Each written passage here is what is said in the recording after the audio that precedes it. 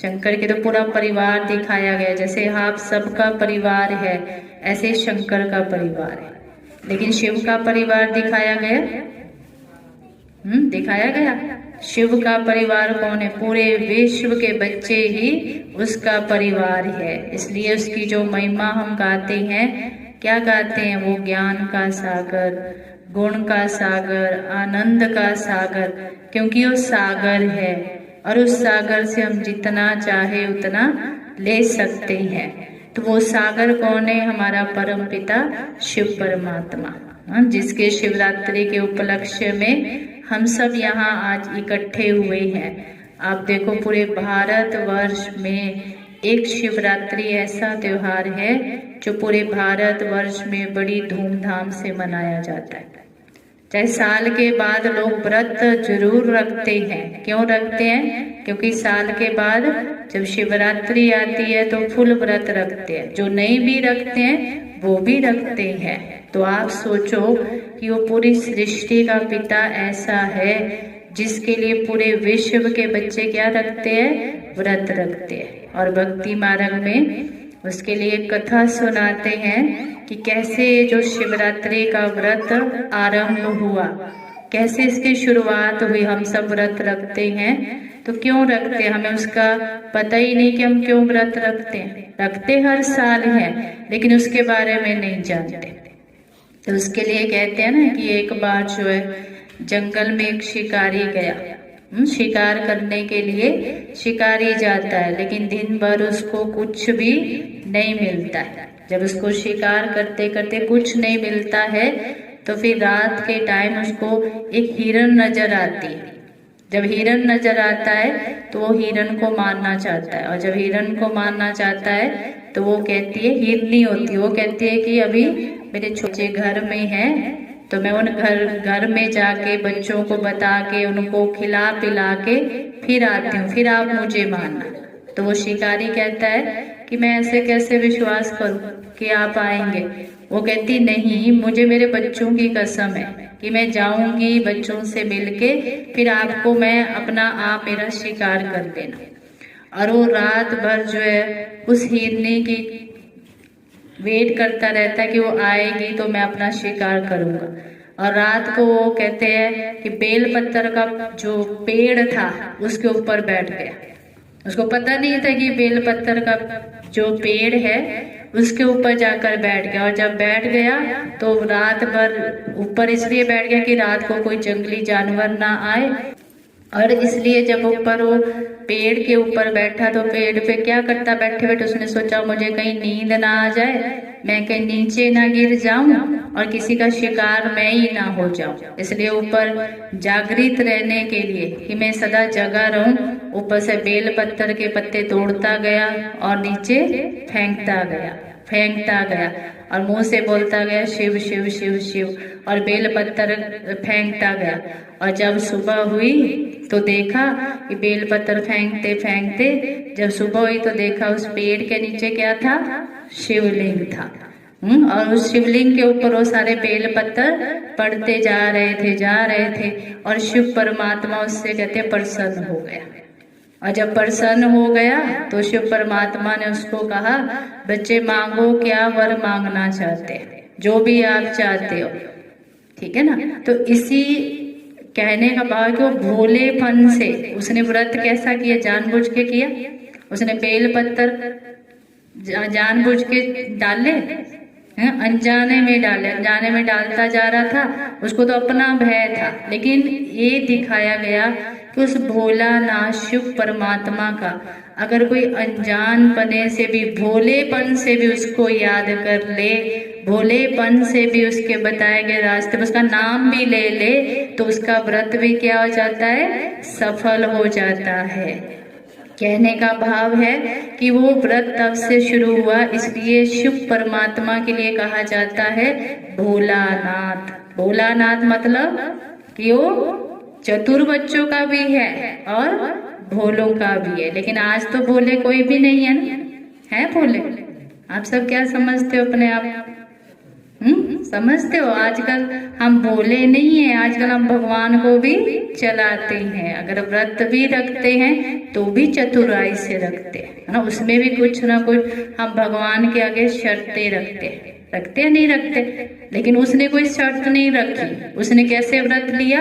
भोलेपन से। ऐसे ही जब शिवरात्रि आती है तो आप देखेंगे पूरे भारतवर्ष में शिवरात्रि के लोग जगह जगह क्या करते? भंडारे लगाते ना, लोगों को खिलाते हैं। क्योंकि कहते साल के बाद शिवरात्रि आती है तो कितना भंडारे आप देखेंगे सड़कों में, गली गली में लगे होते हैं। शिवरात्रि के दिनों महीना पहले से ही शुरू हो जाते हैं। जबकि शिव के लिए क्या कहा जाता है? शिव बोले का भंडारा, कहते ना, शिव बोले का भंडारा भरपूर, कालकंठक दूर। ये क्यों कहा गया? जितना भंडारा उसके भंडारे से खिलाएंगे तो आपके सारे कष्ट, काल, कंटक, जो कुछ भी समस्याएं वो सब क्या हो जाएगी? दूर हो जाएगी। इसलिए पूरे भारतवर्ष में बड़े उमंग उत्साह से लोग भंडारे भी लगाते ना। आप सब में से भी लगाते हैं। वो शिवरात्रि के दिनों में व्रत भी करते हैं, भंडारे भी लगाते हैं, और जो है शिव के मंदिर में भी जरूर जाते हैं। और ये बेल पत्थर भी चढ़ाते हैं ना, चढ़ाते ना सभी बेल पत्थर। तो बेल पत्थर जब शिव के ऊपर चढ़ते हैं तो वो कितने पत्तों वाला होता है? 3, 4 क्यों नहीं? 5 क्यों नहीं? 3 ही क्यों? कभी सोचा हमने इस बारे में? 3 ही क्यों चढ़ाए जाते हैं? 3 से ज्यादा कि अगर हम चढ़ाएंगे तो कहते व्रत सफल नहीं हो। 4 चढ़ाएंगे, 5 चढ़ाएंगे, 6 नहीं। क्या कहते? 3 का महत्व है। अगर 3 माना त्रिमूर्ति, 3 पत्ते नहीं है तो आपका व्रत कभी भी सफल नहीं हो सकता। तो 3 व्रत जो 3 पत्ते हैं उसका क्या महत्व है? माताएं बताएगी? ये माताएं बैठी है हमारी? नहीं माताएं चढ़ाएगी ना अभी शिवरात्रि में 3 बेलपत्र के ऊपर। सबसे पहले कौन बलिहार जाते हैं, इसलिए बेलपत्र 3 पत्तों का चढ़ाया जाता है। 3 पत्तों का मतलब है 3 जो सृष्टि बनाने वाले, जिनके द्वारा भगवान कार्य कराते हैं, सबसे पहले वो शिव के ऊपर बलिहार जाते हैं, जिनके लिए कहा गया ब्रह्मा, विष्णु, महेश। ये 3 बेलपत्र उसका महत्व है। हम लोग कहते हैं माताएं शिव के ऊपर जो है परमपिता परमात्मा, मेरा बच्चा अगर मेरे नाम का व्रत रखता है तो हर साल कुछ न कुछ नया करे। ऐसे नहीं जैसे चल रहे हैं। परमात्मा भी आप खुद वो चीज अपने सामने लाओ जो आप अपने बच्चों से चाहते हो। हम भगवान के बच्चे हैं, वही परमात्मा हमसे चाहते हैं जो हम अपने बच्चों से चाहते हैं। बस ये सोच लो, अगर हम अपने बच्चों से अच्छे संस्कार, अच्छाई चाहते हैं तो परमात्मा शिव भी हमसे यही चाहते हैं कि मेरा बच्चा ऐसा बन जाओ। और जिस दिन आप ऐसे हो जाओगे ना, भगवान आपसे प्रसन्न है, आपको कुछ भी करने की जरूरत नहीं पड़ेगी। 100% आप भी अपने बच्चों से तभी खुश है जब वो हर साल लाइफ में तरक्की करे।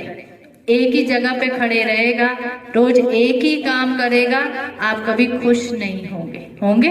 रोज जाके मंदिर कहेंगे मेरे बच्चे को बस उन्नति मिल जाए भगवान, उसी के नाम की घंटियां बजाएंगे, उसी के लिए स्पेशल मंदिर जाओगे। जाती माताएं नहीं, माताओं को ज्यादा चिंता रहती मेरे बच्चे का ये हो जाए। भाइयों को इतना नहीं रहती, माताओं को ज्यादा रहती है।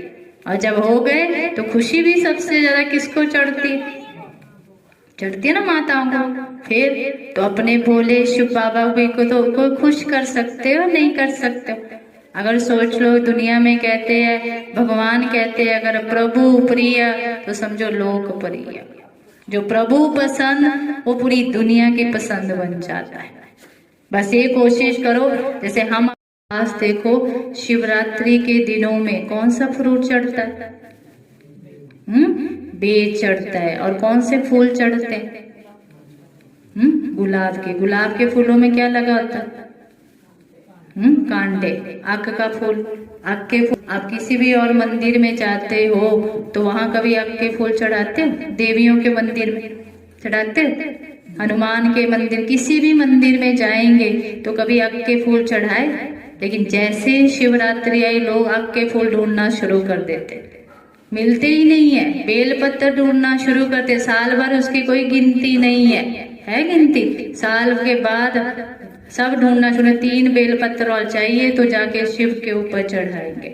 कहने का भाव क्या है कि एक शिव के मंदिर में ही भांग, अक, धतूरा, ठीक है ना, ये हम विषैली चीजें चढ़ाते हैं।